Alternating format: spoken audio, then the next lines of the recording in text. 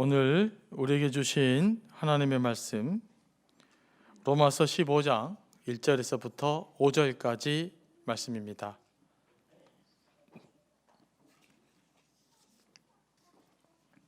한 절씩 교독합니다.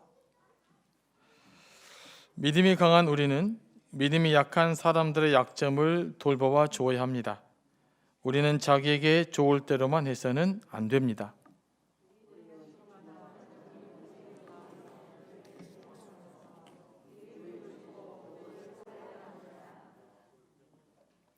그리스도께서 자기에게 좋을 대로만 하지 않으셨습니다.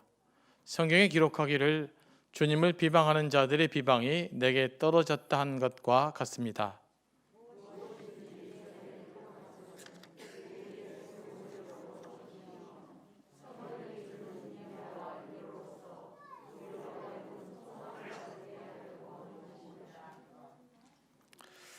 다 같이 인내심과 위로를 주시는 하나님께서 여러분이 그리스도 예수를 본받아 같은 생각을 품게 하시고 아멘. 네, 말씀을 위해서 기도하겠습니다. 성령 하나님, 이 시간도 우리를 감동하시고 또 우리에게 필요한 말씀으로 채워주시고 말씀이 잘 이해되게 하여 주시옵소서. 예수님의 이름으로 기도합니다. 아멘. 네, 성경 말씀을 6절까지 읽으려고 그랬는데 제가 타이핑 5절로 오타가 나와서 5절까지만 봉독이 됐습니다.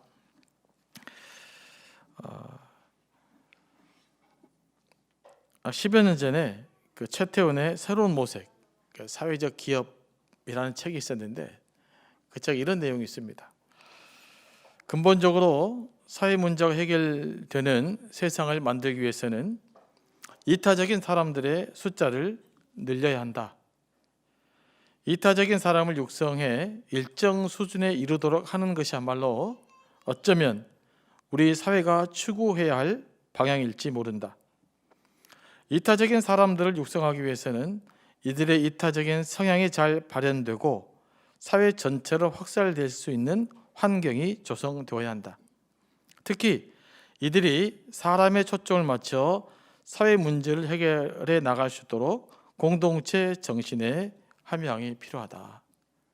10여 년 전에 나왔던 책인데 굉장히 중요한 원리를 우리에게 이야기하고 있습니다.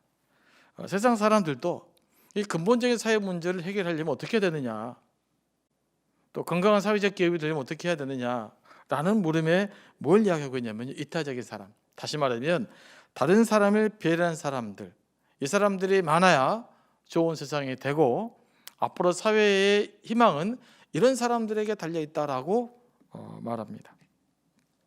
하지만 우리 사회는 이와 반대로 가서 문제죠. 어렸을 때부터 너무 경쟁이 심하고 다 많은 사람들 자기 경쟁의 대상자로 보기 때문에 우리 사회가 지금 혼란을 겪고 있는 것입니다. 우리 교회가 이 세상에 덕을 세우려면 뭘 해야 될까요? 바로 이 이타성, 다른 사람을 배려하고 다른 사람과 함께 살아가는 그 마음, 그것들을 훈련해야 돼요. 우리가 이것들을 훈련해서 세상 사람들과 더불어 살아갈 때 비로소 교회가 세상에 빛된 역할을 감당할 수가 있는 것이죠. 그러니까 너무나 당연한 건데 이 너무나 당연한 것들을 우리가 감당하지 못해서 우리 사회가 어려움을 겪고 있고 우리가 또 이 일을 잘 못해내서 세상 사람들에게 지탄을 받고 있는 거죠. 교회가 나 중심적으로 가면 빛을 잃게 되어 있습니다. 누구든지. 그래서 교회가 교회 되기 위해서는 우리가 이런 관점을 회복해야 되고 오늘 본문도 또 이런 맥락에서 보면 더 잘 이해될 수 있습니다. 1절 말씀입니다. 다 같이 한번 읽어볼까요? 시작. 믿음이 강한 우리는 믿음이 약한 사람들의 약점을 돌보아 주어야 합니다. 우리는 자기에게 좋을 대로만 해서는 안 됩니다. 공동체에는 그 믿음이 강한 사람이 있고 믿음이 약한 사람이 있습니다. 로마 교회로 말하면 복음의 자유를 좀 더 많이 누려서 고기를 먹을 수 있는 믿음이 강한 사람과 예수를 믿긴 믿었으나 또 이렇게 자유롭지 못해서 고기를 먹을 수 없는 믿음이 약한 사람들이 있었어요. 그러니까 이들 간에 갈등이 있었던 거 아니겠습니까?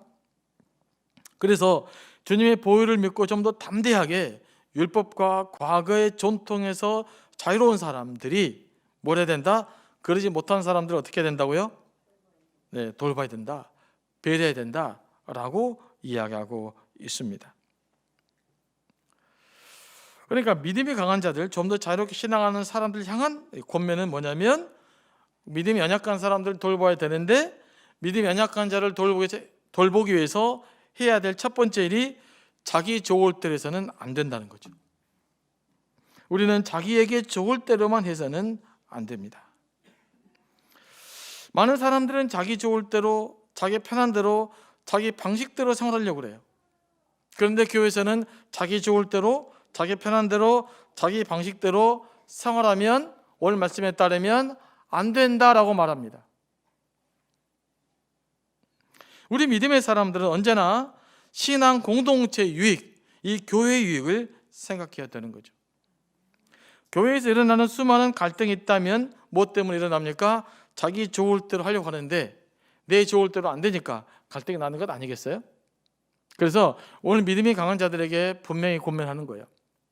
우리로 말하면 좀 더 신앙의 연륜이 깊은 사람, 이 교회 좀 더 주인의식을 갖고 있는 사람, 더 많이 헌신했던 사람, 더 많이 봉사했던 사람들은 누구를 배워야 된다는 겁니까?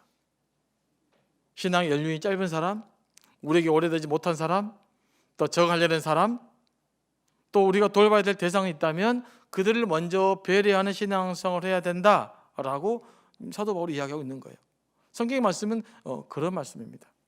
그래서 우리는 늘 우리보다 또 믿음이 약한 사람, 연약한 사람, 흔들리는 사람들에 대한 이 배려심을 갖고 신앙생활을 해야 될 줄로 믿습니다. 그런데 우리는 자꾸 이제 강해지려고 하죠. 이게 이제 우리의 그 문제라는 말이죠. 왜 사람들은 자기 좋을 대로 행동하려고 할까요? 사도 바울은 자기 좋을 대로 행동하지 말라고 하는데 사람들은 자기 좋을 대로 행동하려고 합니다. 왜 그럴까요? 첫 번째는 그것이 내게 익숙하기 때문에 그래요. 그러니까 내게 익숙하고 내게 편해요. 그러니까 내 좋을 대로 하면은 문제가 없는 거예요. 나한테는 익숙해 온 거기 때문에. 그런데 오늘 성경의 말씀에 따르면 그 익숙함을 좀 벗어나서 불편하지만 다른 믿음이 약한 자들을 배려해야 된다라고 말하고 있는 거예요. 또 두 번째는 왜 자기 좋을 때 행동할까요? 내가 옳다고 생각하기 때문에 그래요. 늘 이게 문제입니다. 늘 교회 공동체나 모든 것은요, 내가 옳다는 사람들 때문에 문제가 생기지 내가 죄인이라고 생각하는 사람들 때문에 문제 생기지 않아요. 늘 내가 옳아요. 근데 여러분 옳지 않아요. 성경이 옳아요. 근데 우리는 자기가 옳다고 생각을 해요. 그래서 문제입니다. 말씀을 통해서 내가 옳지 않음을 인정하고 내가 옳지 않은 부분들을 고쳐야 되는데 내가 옳다고 생각하고 내 옳음을 주장하기 위해서 말씀을 이용하기 시작하면 그때부터는 문제가 심각해지는 것입니다. 많은 사람들이 바로 이 지점에서 타락을 하게 되는 거죠. 오늘 말씀은 믿음이 강하다고 생각하는 사람, 자기 좋을 대로 행동하려는 사람들에게 경고하고 있어요. 자기 좋을 대로만 해서는 안 된다. 그럼 우리는 어떻게 행동해야 되는가? 내 좋을 때 행동하지 않으면 2절 말씀입니다. 2절 말씀 다 같이 한번 읽어보겠습니다. 시작. 우리는 저마다 자기 이웃의 마음에 들게 행동하면서 유익을 세워주고 덕을 세워야 합니다. 자, 내 좋을 대로 내 마음대로 살아가는 것이 아니라 누구 좋을 대로요? 내 이웃 좋을 대로 그들의 마음에 들게 행동해라 이렇게 이야기하고 있어요. 그런데 이 말씀은 교회 공동체를 향한 말씀이기 때문에 여기서 이웃은 누구를 가리킬까요? 바로 교회 안에 다른 지체를 말합니다. 그러니까 저마다 내가 아니라 교회 안에 다른 지체들, 다시 말하면 믿음이 연약한 자들의 마음에 들게 행동해야 된다. 그러니까 믿음이 연약한 자들에게 불편함을 주는 행동, 믿음이 연약한 자들에게 부담을 주는 행동은 해서는 된다 안 된다? 안 된다는 거예요. 그들을 배려하라는 말입니다. 그런데 교회가 건강하지 못할수록 믿음이 강한 사람들이 연약한 자를 배려하지 않아요. 자기 방식대로 뭔가를 하려고 하는 거죠. 그러면 그때부터는 건강하지 못한 어떤 행동들이 나오게 됩니다. 그러니까 믿음이 강한 사람들, 우리로 말하는 신앙의 연조가 더 깊은 사람들은 내적인 체험적이 아니라 다른 사람들이 어떻게 생각하느냐, 그들 불편하지 않도록, 그들의 믿음의 걸림돌이 되지 않도록 우리가 행동해야 된다라고 이야기하고 있는 것입니다. 그리고 그들에게 뭡니까? 유익을 주고 덕을 세워야 된다. 그 행동이 그들에게 유익을 줘야 된다. 그리고 덕을 세워야 된다라고 말하고 있어요. 그러니까 덕을 세우라는 말은 그들에게 칭찬받을 만한 일을 하라는 거예요. 그러니까 여러분들은 누구의 인정을 받아야 됩니까? 네. 여러분들은 뭐 저한테 인정받아야 되지만 더 중요하게 누구에게 인정받아야 돼요? 네, 다른 이웃들에게. 쉽게 말하면 믿음이 연약한 사람들에게, 교회 처음 오는 사람들에게, 뭔가 아직 흔들리는 사람들에게, 이런 사람들에게 여러분들이 존중받고 인정받아야 돼요. 그게 굉장히 중요합니다. 근데 우리 자꾸 거꾸로 가잖아요. 거꾸로. 이게 문제란 말이에요. 그걸 다시 이게 돌이켜야 됩니다. 자, 저마다 이웃의 마음에 들게 행동하면서 유익을 주고 덕을 세워야 한다. 그들에게 존중받을 만한 행동을 해야 된다라고 말씀하고 있는 거예요. 그래서 우리가 주일날 교회 왔을 때도 여러분 주변을 두리번 거리시다가 이름이 좀 모르신 분들 있잖아요. 제가 뭐 통성해라고 그러잖아요. 그럼 좀 하십니까? 오셨습니까? 처음 뵙는 것 같습니다. 반갑습니다. 이런 것이 바로 처음 온 사람들에 대한 배려겠죠. 옆에 누가 그냥 앉아있으나 안 앉아있으나 상관도 않고 내 기분 나쁘면 탁 쓰고 말도 못하게 앉아있고 이런 것이 아니고 내가 아무리 기분이 나빠 왔더라도 옆에 있는 분들이 있으면 그분들을 먼저 쳐다보시고 이렇게 웃으시고 네. 그리고 이름이 모르면 처음 오신 것 같아요. 반갑습니다 라고 해주시고 뭐 그런 것들이 우리에게 필요한 것입니다. 그것이 바로 주님의 마음이기 때문에 그래요. 그래서 사도 바울이 주님의 예를 듭니다. 3절 말씀이죠. 주께서 어떻게 행동하셨어요? 3절 다 같이 읽어보겠습니다. 시작. 그리스도께서 자기에게 좋을 대로만 하지 않으셨습니다. 성경에 기록하기를 주님을 비방하는 자들의 비방이 내게 떨어졌다 한 것과 같습니다. 예수님도 어떻게 해요? 자기 좋을 대로 살지 않으셨다는 거예요. 예수님 어떠신 분입니까? 하나님의 아들이고 완벽하고 흠이 없는 분이에요. 그 완벽하고 흠이 없는 예수님조차도 자기 마음대로 안 살았다는 거 아닙니까? 그래 누가 자기 마음대로 살 수 있겠어요? 예수님도 자기 마음대로 안 살았는데 여러분 예수님보다 완벽하신 분 계십니까? 없잖아요. 그죠? 그러니까 완벽하신 흠 없으신 예수님도 자기 마음대로 안 살았다면 하물며 우리들은 어떻게 살아야 되겠느냐?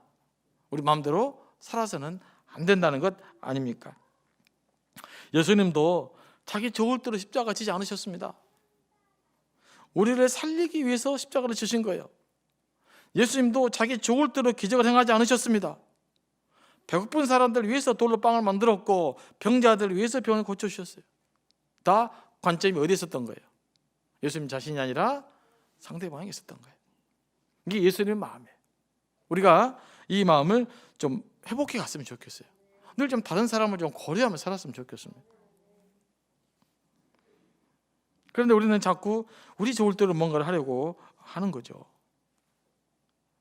성숙한 그리스도들 항상 공동체 유익을 먼저 생각하는 사람입니다. 그래서 때로는 내가 분명하게 옳은 것 같아도요, 내가 분명하게 정당한 것 같아도 다시 한번 생각해 봐야 돼요. 하나님의 말씀을 비추어서 누군가 이게 불편한 것 같다, 이 일이 누군가를 불편하게 만들 것 같다 그러면요 그만둘 줄 아는 용기도 필요해요.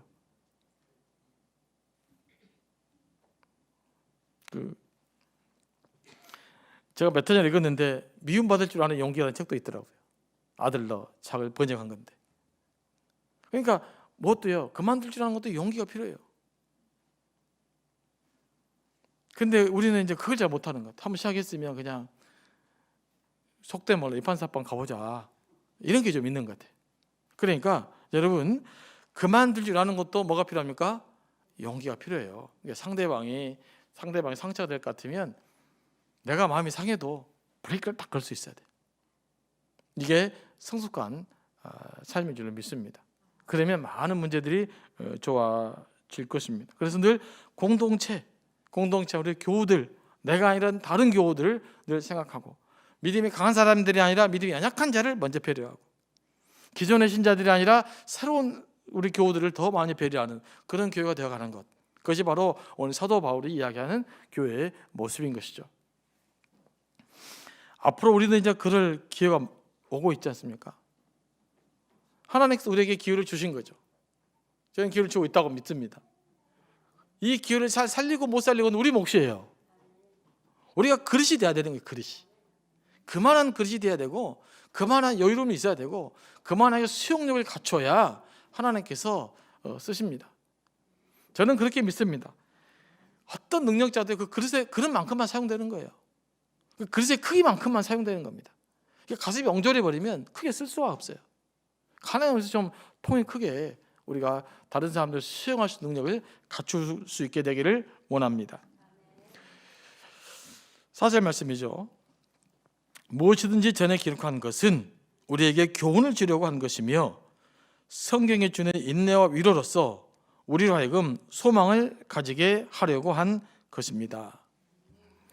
여기서 전에 기록한 것은 구약을 말합니다. 구약 성경. 그러니까 성경은 우리에게 왜 기록된 거라고요? 교훈을 주기 위해서 기록되어졌다. 그러니까 성경의 교훈을 받고 우리는 살아야 되는 거예요. 그리고 또 성경이 주는 인내와 위로로서 우리로 하여금 뭘 가지게 하려고요? 참된 소망을 가지게 하는 것이다. 그러니까 우리는 구약 성경 또는 신약 성경을 읽으면서 우리는 하나님의 교훈을 받아들여야 되고, 또 예수님 때문에 천국의 소망을 갖고 살아야 되는 거예요. 이게 성경 읽는 목적입니다. 그럼 뭘까? 여러분들이 성경을 깊이 읽으면 읽을수록 뭐가 돼요? 주의 교훈에 따라 살게 되어지고 하나님이 우리에게 주신 진정한 소망을 갖게 되는 거예요. 어쩔 때요? 말씀을 묵상할 때. 말씀 묵상하고 말씀 붙들고 말씀 가운데 살아갈 때 우리는 진정한 소망이 넘쳐날 줄로 믿습니다. 우리가 이제 구약 성경에 기록된 목적은요, 우리를 이제 교훈을 주기 위함인데, 예수님께서 구약의 예언을 성취했지만 선을 위한 하나님의 도덕법은 바뀌지 않았어요. 제가 다시 말씀드립니다. 예수께서 우리 예언을 성취하셨어요. 하나님 예언들을. 그러나 인간에 대한 기본적 인간의 도덕성, 인간의 선을 위한 도덕적 규범이 있단 말이에요. 이 원리는 바뀌지 않았단 말이에요. 그래서 구약에 있는 도덕적 원리는 여전히 신약에도 인간의 선으로 해서는 필요한 거예요.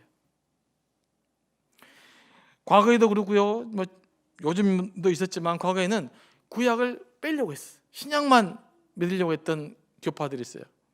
그 사람들은 다 이단이 됐어요. 지금도 또 어떤 학자들은 구약을 다 제거해버리고 신약만 붙들고 살려고 하는데 그건 아직도 이단이에요. 왜냐하면 구약에서부터 하나님 예언의 뿐만 아니라 구약에서부터 존재했던 하나님의 선을 위한 메시지들이 여전히 유효한데 그것을 거부하기 때문에 그래요. 그래서 우리의 성경은 신약, 구약이 다 성경이에요. 예언의 성취는 예수 그리스도를 통해 이루어졌지만 도덕 규범은 여전히 지금도 뭐하다? 원리는 유효하단 말이에요. 그러니까 디테일한 과정까지 유효하다는 것은 좀 다르게 해석일 수 있는데 기본 정신 있잖아요. 기본 정신. 그것은 여전히 지금도 예수 그리스도 안에서 유효한 거예요.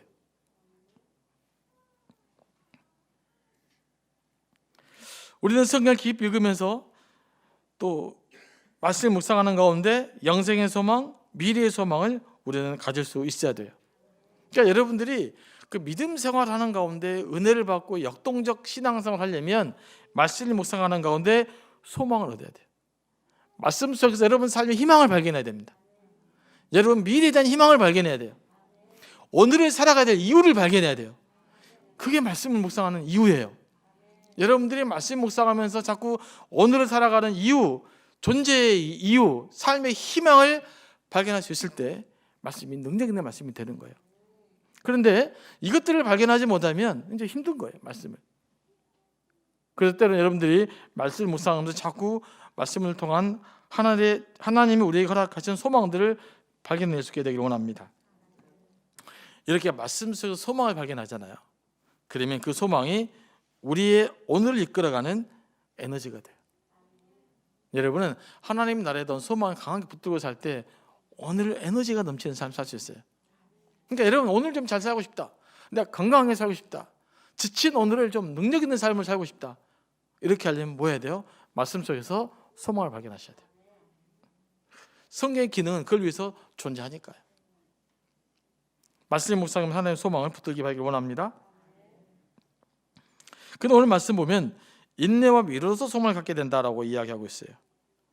공동 번역을 보면 인내를 배우고 위로를 받음으로써 소망을 갖게 된다 이렇게 말씀하고 있는 거죠. 그러니까 말씀 속에서는 소망을 주는데 소망이라는 과정 속에 뭐가 포함되어 있다? 인내가 포함되어 있는 거예요. 그리고 위로가 포함되어 있는 거예요. 여기서 인내는 무슨 말이냐면요, 혹독한 시련과 고난을 잘 버티는 믿음의 능력을 인내를 말해요. 그러니까 이제 믿음의 시련이 오잖아요. 인내하지 못하면 믿음을 포기해버려요. 배교를 해버립니다.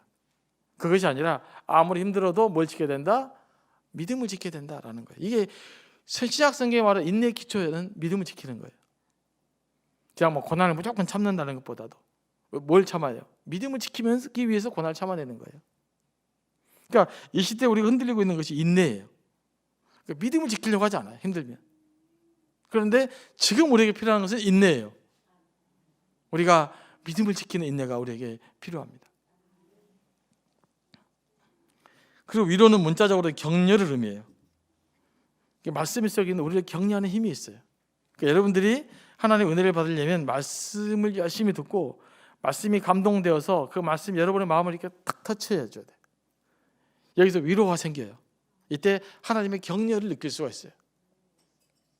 여러분들에서 주어진 말씀을 반복적으로 묵상하면서 그 위로를 얻을 때까지 또는 격려를 얻을 때까지 소망을 얻을 때까지 말씀을 깊이 묵상하는 훈련들이 필요합니다. 이거는 여러분 많이 할 수 있어요. 제가 해줄 수 있는 것이 아니에요. 말씀을 계속 되씹고 또 묵상하고 또 묵상하면서 그 말씀의 맛을 경험하는 것은 여러분 많이 할 수 있어요. 누구도 대체할 수가 없어요. 그 일을 여러분들이 하셔야 돼요. 성경적으로 신앙에서 성숙하려면. 그래서 이 말씀을 읽는 맛을 경험해야 됩니다. 말씀을 통해서 주는 그 위로를 경험하셔야 돼요. 말씀이 주는 힘을 우리가 공급받을 수 있게 되기를 원합니다. 그러니까 우리 열심히 말씀을 듣고 묵상하고 또 말씀에 받아갈 수 있게 되기를 원합니다.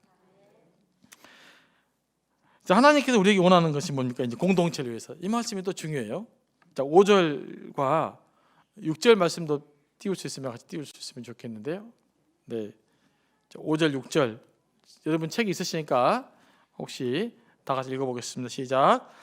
인내심과 위로를 주시는 하나님께서 여러분이 그리스도 예수를 본받아 같은 생각을 품게 하시고 한 마음과 한 입으로 하나님 곧 우리 주 예수 그리스도의 아버지께 영광을 돌리게 해 주시기를 빕니다. 여기서 무슨 말씀이 나오냐면 여러분이 그리스도 예수를 본받아 어떤 생각을 갖고요? 같은 생각을 갖고, 그 다음에 6절 한 마음, 한 입, 그것으로 하나님께 영광을 돌리라. 뭔 뜻입니까? 각자 서로 그리스도 안에서 하나가 되라 이 말이에요. 하나가 되어서 우리가 같은 마음과 같은 입술과 같은 생각으로 하나님 아버지께 영광을 돌리게 해야 된다라고 말씀하고 있는 거예요. 지금 여러분은 다 저와 생각이 다른 사람들이 모여 있잖아요. 그래도 예수 그리스도 이름으로는 생각이 같아져야 된다 이 말이에요. 그러니까 같은 마음으로 우리가 하나님께 예배를 드리는 것입니다.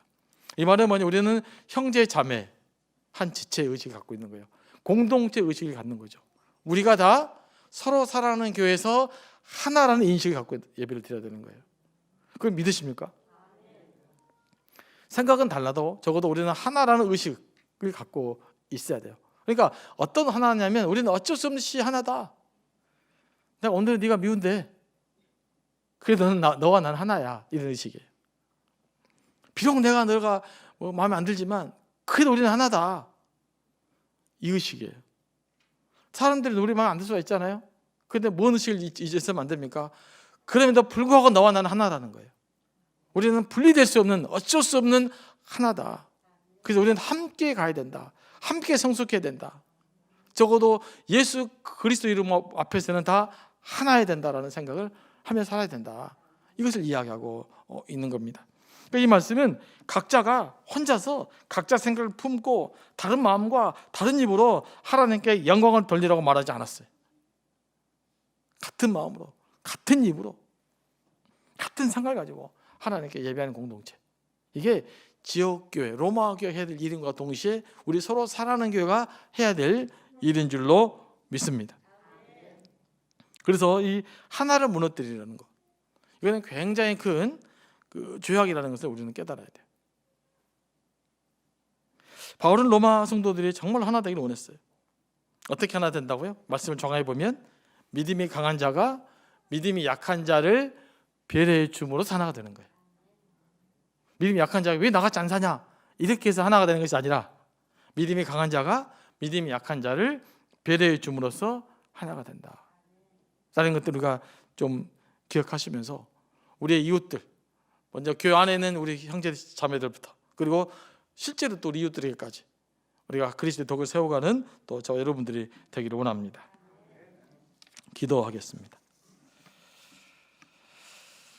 하나님 아버지, 우리는 쉽사리 내 방식대로 또 내 좋을 대로 살아갑니다. 다른 사람을 배려한 이타적 마음들을 갖지 못하고 늘 내 중심적으로 살아왔음을 고백합니다. 용서하여 주시옵소서. 우리가 말씀의 감동을 받아 인내하고 위로받고 하나님의 주신 소망 품고 살게 하옵소서. 우리 모두 하나 되어 주의 영광을 위해 살게 하여 주옵소서. 하나님을 깨뜨리는 어떤 사단의 세력에도 우리 마음이 흔들리지 않도록 인도하여 주옵시고, 오직 복음 안에서 예수 그리스도 십자가 안에서 우리의 형제 자매임을 잃지 않고 살아가시도록 도와주셔서 이 일들을 통해서 하나님의 영광 나타나게 하여 주옵소서. 예수님의 이름으로 기도합니다. 아멘.